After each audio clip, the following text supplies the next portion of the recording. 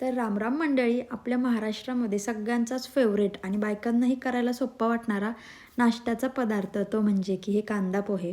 मी आज माझ्या स्टाईलने कसे बनवते तुमच्यासोबत शेअर करणार आहे. मला तर पोहे प्रचंड आवडतात. तुम्हाला आवडतात की नाही कमेंटमध्ये नक्की मला सांगा.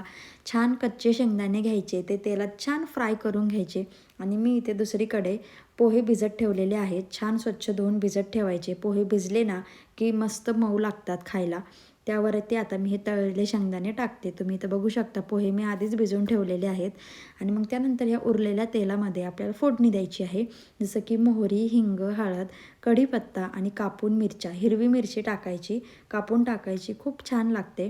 त्यानंतर असा उभा चिरलेला कांदा घ्यायचा, भरपूर कांदा घ्यायचा. कांदा घालायला अजिबात चिंगूसपणा करायचा नाही. कांद्याने मस्त पोहे लागतात. छान सोनेरी रंग येईपर्यंत परतून झाला की त्यामध्ये आपण आता आपले पोहे आणि शेंगदाणे भिजवलेले ॲड करणार आहोत. हे सगळं ॲड करायचं, मस्तपैकी परतून घ्यायचं.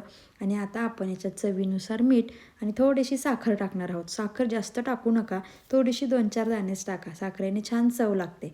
आणि मग आता याच्यावरून आपली जाणार आहे भरपूर अशी कोथिंबीर, ताजी ताजी. आणि मंद आचेवर छान पोहे ढवळाढवळ करून घ्यायचे, परतून घ्यायचे. तुमचा नाश्ता रेडी आहे.